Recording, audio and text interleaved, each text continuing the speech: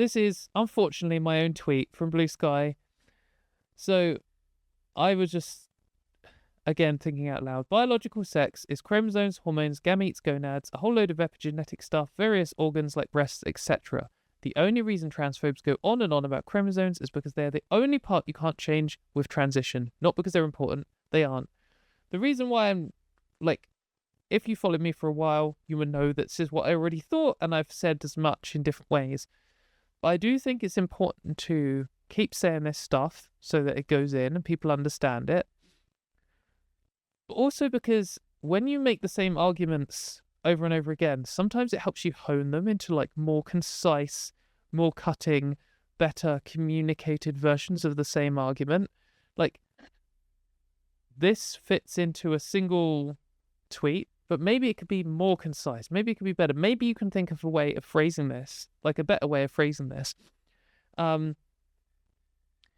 So like this is why I do these cartoons. So here's the cartoon version of this, where I've tried to communicate the same thing in a more concise way, or in a different, like in a short form way. So there's a person saying, check it out, I found the original blueprints of my house. It used to be a bungalow. And then the gender critical person's like, it's still a bungalow. And like, you can see, obviously, there's an extra floor. And they're like, what? Clearly it's changed. You can't change your original blueprints. They're the only thing that matters. All the rest is cosmetic. That's like, sorry to just explain my own cartoon to you. This is pretty cringe, but you get it. But the reason why I'm bringing this up is I think that trying to come up with good, concise versions of our arguments is really important, because you can often, like, it's almost like a meme where a right-wing person's just like, trans people are bad, and then the response is, actually, here's a 507-page peer-reviewed, like, then to the passerby, they're not going to read all that fucking bullshit. They need these little sound bites that are like, duh, duh, duh. They need to see the transphobic argument shot down in one picture, one sentence, one argument, one idea. And that's why I think it's good to have these conversations with people, trying to condense these things. Like, here I've done it in 2 sentences. Now here I've tried to do it in a cartoon. Here's another attempt. Saying sex is just chromosomes is like saying your 2-story house is still a bungalow because the original blueprints say so.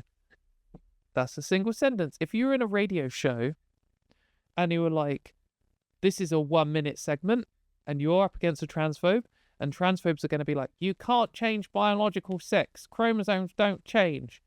You need a single, maybe 2, maybe 3 sentence response to that, and then they'll be like, pow, end of segment. Thanks for coming on. End of the show. So, and then when people hear this, if they're there for a long form argument, or they get some expert on and they talk through all the complexities of sex, the person listening might be interested in that, might tune in, they might tune out, might not. If it's like a news thing where they're like, do it, slamming through the topics, and you say one quick, cutting good argument that makes them think like, oh, is that what chromosomes are like? Then suddenly they're more receptive to the long form argument. It's more likely to go into their brain. They're more likely to understand it. And that's why I think we need to like keep carving these out, keep like workshopping them. So there's another one, a good one here from Ian Bell Danskin, who is the guy who did the Outright Playbook YouTube videos. If you don't know him, you should definitely follow him on YouTube. Innuendo Studios. All of his videos are like, say for the sake of argument, it's that guy.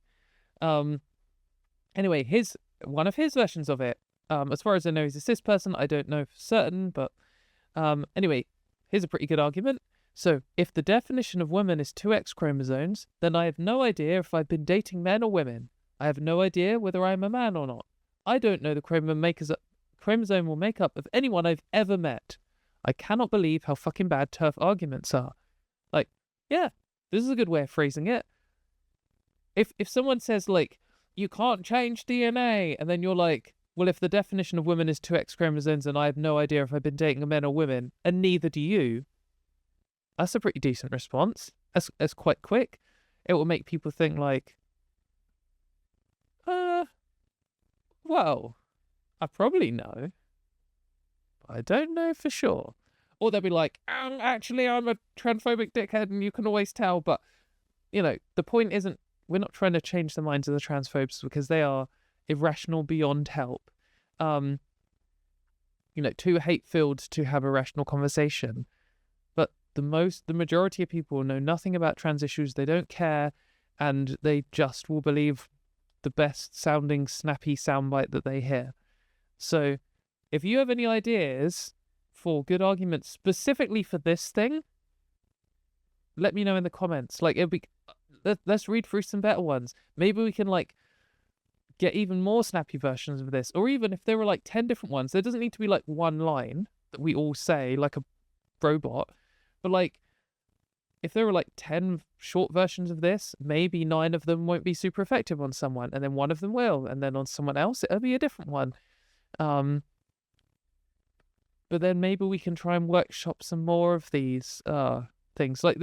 There's need in campaigning for human rights. You need good cutting slogans like "Love wins." Love wins is the perfect slogan from generally the LGBT rights movement, but obviously it's focused. It was mainly brought to popularity by the gay rights movement. And saying you should be able to love whoever you're loving with, love is love, this kind of thing. It's so concise, but it doesn't really carry much argumentative weight. It's good. We need those for trans people too, and Love Wins also works for trans people, but we need these things you could put on a placard. It's not an argument, it's a catchy phrase. But then the next level down is short arguments. We also need these. And I think what we're good at as a group is the long form science argument where you get 17 tweets deep into a thread or something, pointing out all the problems with what someone says. That seems to be where we best excel. And where the gender criticals best excel is the first two. They're good at their little short soundbite things. And obviously, they have an advantage here in that everything they're arguing is vapid and not backed up by science, but already has the benefit of people's gut reactions and irrational prejudice. So all they've got to do is say something that sounds right to someone who's already prejudiced, and then that person won't question it. Whereas we're having to challenge things and confront the wider mainstream narrative. And also the thing that we are claiming, the reality always is more complicated, harder to explain than bigoted positions. They can just say everything's binary, you're either A or B, done. And we have to be well, actually, sex is made up of lots of different things, and it's blah, blah, blah, blah, blah, blah. And then suddenly it's well, they had a snappy soundbite and we had a good scientific argument, but what were people listening to? So I'm not saying we need to stop doing the good arguments. We need that too. That's actually the most important part for the long-term success of LGBT rights. But for campaigning and the short-term survival of the rights we have today, I think is equally benefited, or there is at least some benefit to having good short arguments. That's what I think. Maybe you disagree. Maybe you could write that in the comments instead. Tell me that I'm wasting my time trying to workshop short but snappy phrases. But I personally think that they are important, and we should be better at them as a group. So yeah, not just for engagement.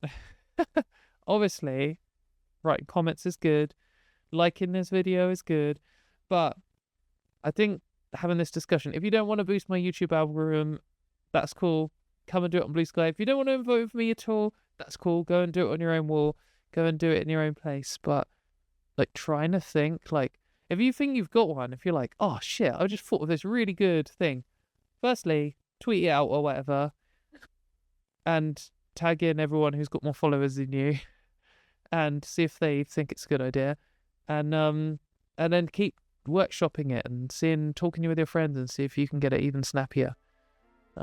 We don't have the billionaire media training, but we have a lot of smart people who care a lot. So I'm sure we'll come up with some good stuff.